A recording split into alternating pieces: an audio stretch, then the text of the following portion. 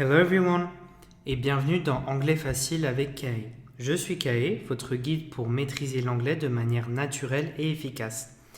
Aujourd'hui, on va plonger dans l'un des aspects les plus fascinants et utiles de l'anglais, les expressions idiomatiques.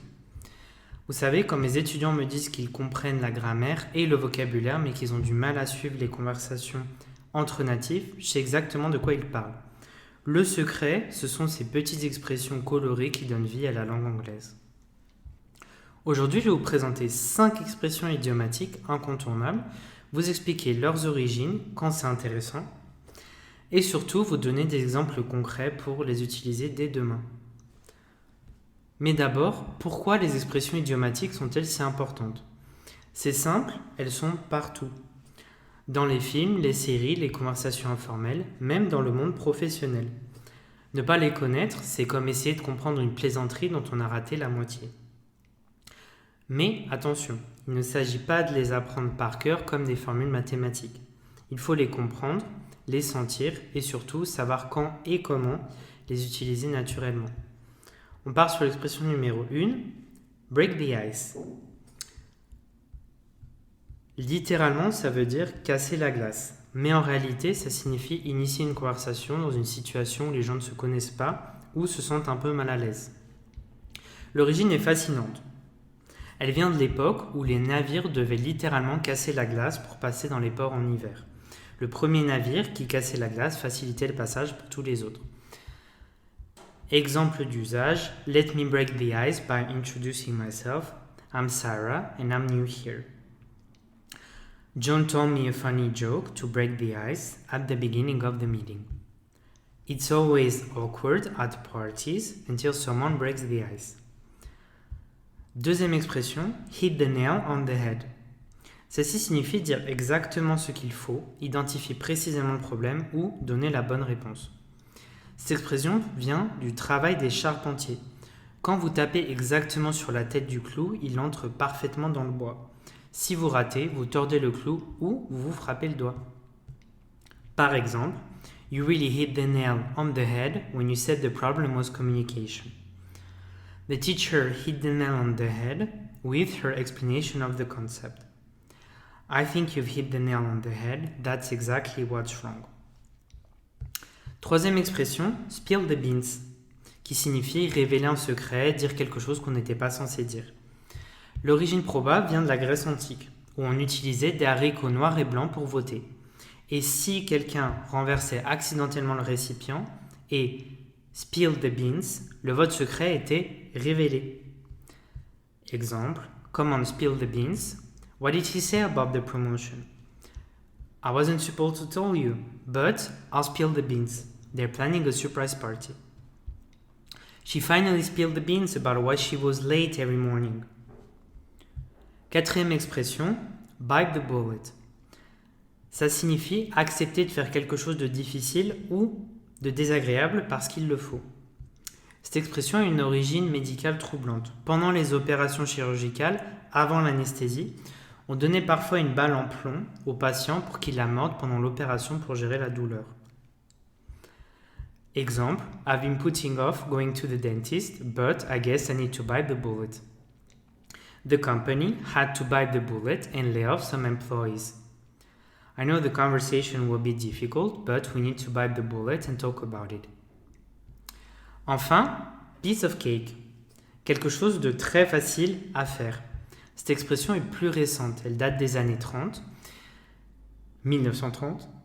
L'idée est qu'un morceau de gâteau est facile et agréable à manger, contrairement à quelque chose de difficile à avaler. Par exemple, don't worry about the exam, it will be a piece of cake for someone with your skills. Installing the software was a piece of cake with the new instructions. She thought learning French would be difficult, but she found it was a piece of cake. Maintenant, comment faire pour que ces expressions deviennent naturelles pour toi ? Voici ma méthode en 3 étapes. Étape 1, la visualisation. Pour chaque expression, crée une image mentale. Pour break the ice, imagine-toi littéralement en train de casser de la glace avant de parler à quelqu'un. Cette association visuelle aide énormément la mémorisation. Étape 2, la contextualisation. N'apprends jamais une expression isolément. Pense toujours à des situations concrètes où tu pourrais l'utiliser. Par exemple, pour bite the bullet, pense à des situations de ta vie où tu dois faire quelque chose de difficile. Étape 3, la pratique active. Voici un exercice concret. Cette semaine, tu choisis une de ces expressions et tu cherches activement des occasions de l'utiliser, que ce soit dans une conversation, un email ou même en te parlant à toi-même en anglais. Avant de continuer, laisse-moi te parler des erreurs les plus courantes que je vois chez mes étudiants avec les expressions idiomatiques. Erreur 1, la traduction littérale. Ne jamais essayer de traduire une expression idiomatique mot à mot dans ta langue. It's raining cats and dogs ne signifie pas qu'il pleut des chats et des chiens, ça veut dire qu'il pleut très fort. Erreur 2, l'usage dans le mauvais contexte. Certaines expressions sont informelles, d'autres plus formelles. Spill the beans est très informel. Vous n'utiliserez pas dans une présentation professionnelle. L'étape 3, l'accumulation excessive. N'essayez pas d'utiliser trop d'expressions idiomatiques dans une même conversation. Ça sonne artificiel. Une ou deux bien placées sont parfaites. Comme on a encore un peu de temps, voici quelques expressions bonus pour des situations que vous rencontrez probablement souvent. Au travail, get the ball rolling, commencer quelque chose. Think outside the box, être créatif, penser différemment. En conversation, cut to the chase, aller droit au but. Speak of the devil, quand la personne dont on parlait arrive. Pour exprimer tes sentiments, I'm over the moon, être très heureux. Et I'm feeling under weather, ne pas se sentir bien. Une chose fascinante avec les expressions idiomatiques, c'est qu'elles révèlent beaucoup sur la culture anglophone. Les anglophones adorent l'humour, l'understatement, donc minimiser les choses, et les références partagées. Quand vous utilisez une expression idiomatique correctement, vous ne montrez pas seulement que vous connaissez la langue, vous montrez que vous comprenez la culture. C'est comme un code secret qui vous fait entrer dans le club. Voici des devoirs pour cette semaine, et oui, j'ai dit des devoirs, mais des devoirs amusants. Exercice 1, le journal des idiomes. Chaque jour, note une expression idiomatique que tu entends dans un film, une série ou une conversation. Essaye de deviner le sens d'après le contexte avant de vérifier. Exercice 2, l'expression du jour. Choisis une des 5 expressions d'aujourd'hui et trouve au moins 2 occasions de l'utiliser dans ta journée. Ça peut être en te parlant à toi-même, en anglais, ou dans la voiture, par exemple. Exercice 3, la création d'histoires. Invente de courtes histoires en utilisant les expressions d'aujourd'hui, par exemple « Yesterday I had to bite the bullet and call my boss to spill the beans about the mistake I made » par exemple. Si tu veux continuer à découvrir des expressions idiomatiques, voici mes recommandations. Regarde des séries anglophones avec les sous-titres en anglais. Note les expressions qui reviennent souvent. Écoute des podcasts informels où les gens parlent naturellement, comme mes podcasts.